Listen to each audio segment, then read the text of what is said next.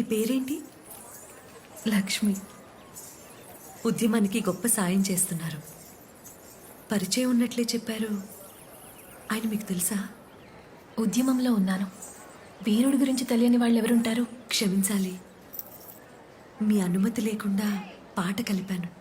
పాట కలిపితే సరిపోదు, యుద్ధానికి వీరుణ్ణి పంపించు. నేను నాయకుణ్ణి పంపించాను, ఆయన భార్యని.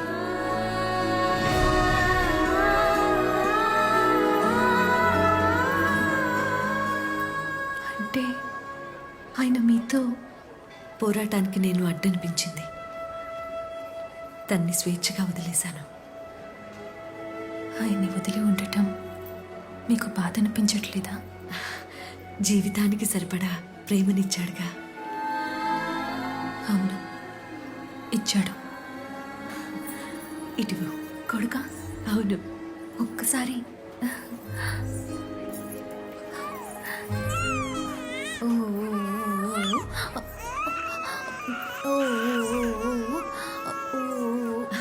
ఏమైంది నాన్న? ఊరుకో. ఇటువంటి ఊరుకో దా నాన్న. నాన్న, దా. అయ్యో లేదు, ఊరుకో నాన్న. ఊరుకో ఊరుకో.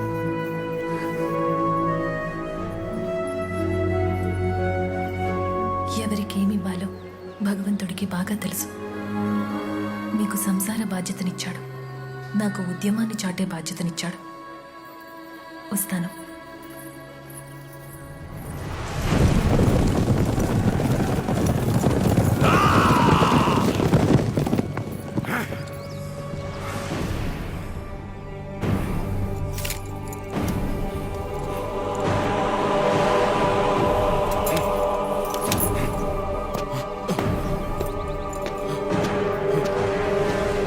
ఏం జరిగింది?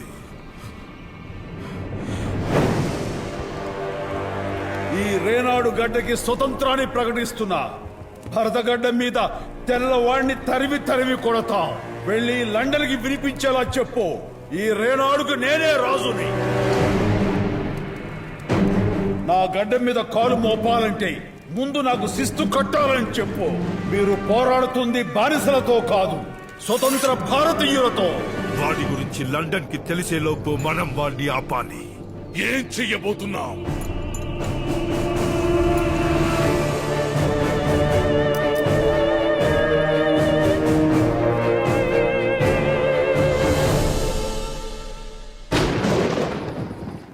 ఇదేంటమ్మా ఇలా హఠాత్తుగా వచ్చారు? మనసెందుకో కీడు శంకిస్తుంది నరసింహ. కుటుంబం అంతా నీ కోసం కలవరిస్తుంది. చూసెళ్దామని వచ్చామయ్యా. దేనికమ్మా భయం? నన్ను కంటికి రెప్పలా చూసుకునే సైన్యం అంతా నా చుట్టూ ఉంది. నేనంటే ప్రాణమిచ్చే వీరారెడ్డి లాంటి మిత్రులు ఉన్నారు. నాకేం కాదమ్మా, నువ్వు ధైర్యంగా ఉండు. వీడిని రాజుని చేయడానికి కాదు నేను కలిసింది. ఏ నాటికైనా రేనాటికి రాజుని నేనే.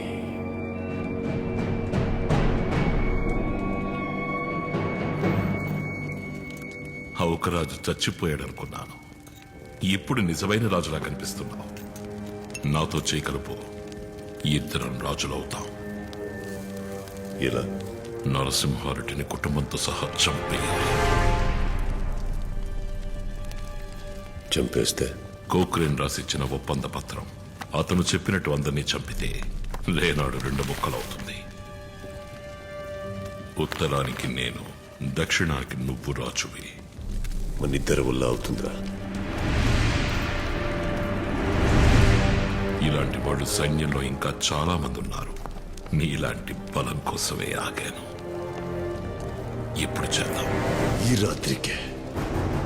రాత్రికే అదంతా జరిగిపోవాలి బషీరెడ్డి. ఈ రాత్రికే.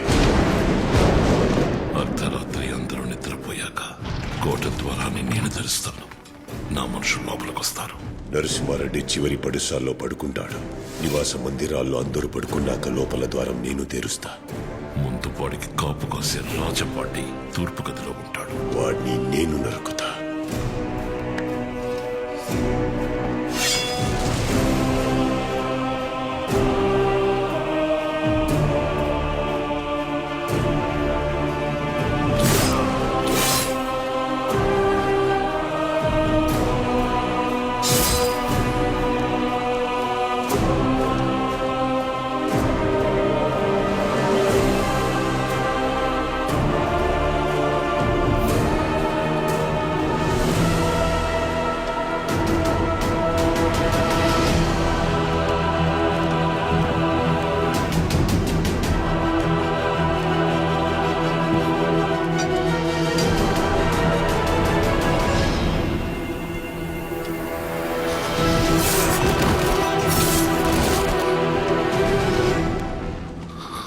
ద్రోహి, రాజద్రోహం చేశావురా.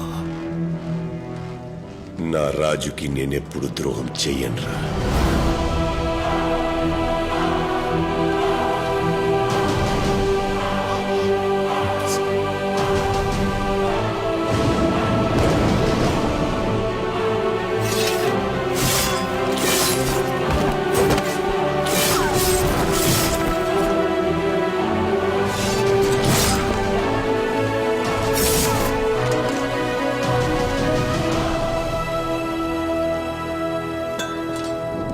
బయట శత్రువుని గెలవాలంటే లోపలున్న శత్రువులు ఎవరో తెలియాలి.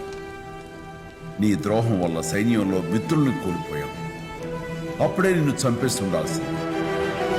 కానీ నీ వెనుకున్న వాళ్ళందరినీ బయటికి లాగటానికి ఇది నేను ఆడిన ఆట. ముగించండి.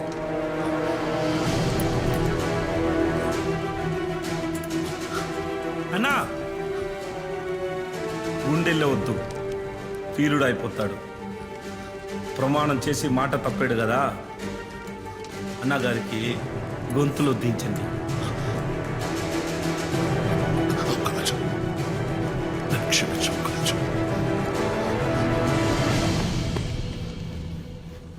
క్షమాపణ అడిగిన వాడు బతకూడదు బసిరెడ్డి.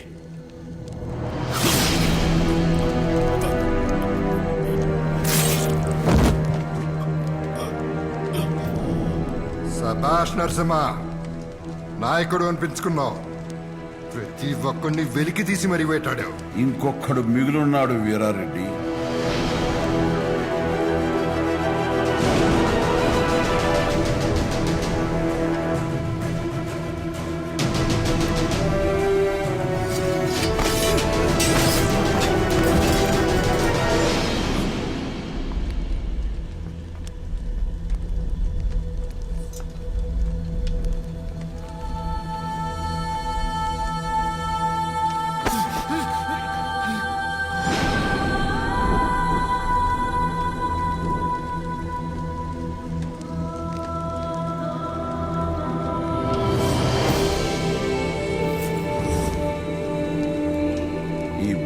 ఆశ భయం ఉన్నంత వరకు ఇలాంటి వాళ్ళు పుడుతూనే ఉంటారు.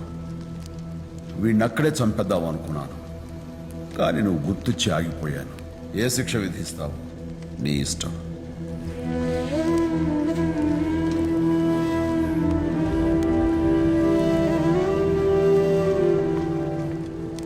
ఉద్యమానికి ద్రోహం చేసిన వాడు కొడుకైన మరణ శిక్షే.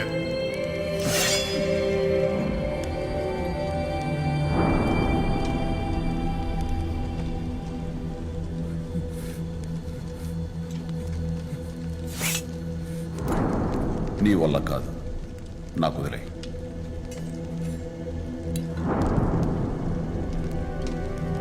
చంపేవాణ్ణి.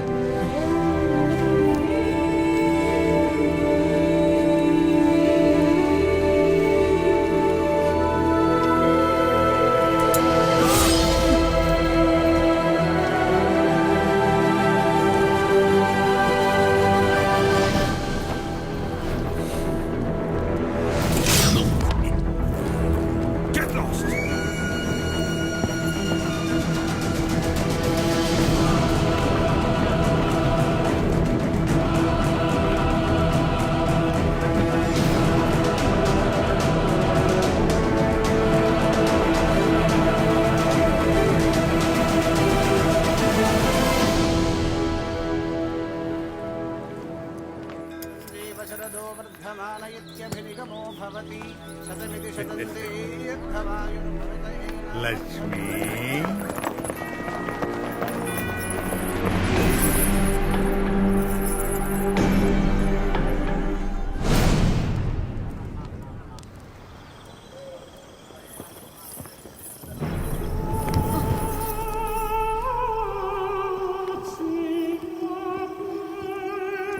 ఇదేదోరా దీని ఆటపాటలతో జనాలను రెచ్చగొట్టి ఉద్యమంలోకి పంపుతుంది నాట్యకారిణి. ఓ కత్తి యుద్ధం చేస్తుంది, కాని కళ యుద్ధాన్ని తయారు చేస్తుంది. ఇది నరసింహారెడ్డి కన్నా డేంజరస్. దొరా ఇది నరసింహారెడ్డి పీరాలు.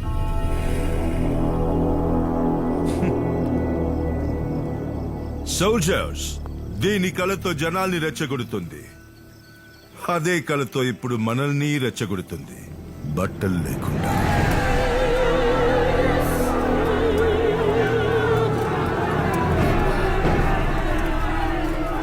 రాఘవాచార్య, కళ్ళతోనైనా చూసి సరిపెట్టుకుంటా.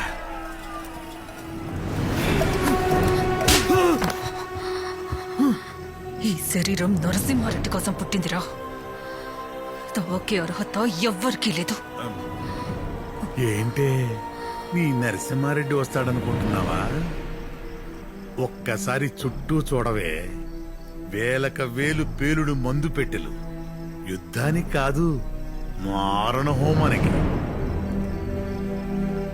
తెల్లారితే దత్తమండలంలో ఏ ఒక్కడు సూర్యోదయం చూడడు. నీ నరసింహారెడ్డితో సహా నీకు వేరే గత్యంతరం లేదే. ఎల్లాడు ఎల్లు.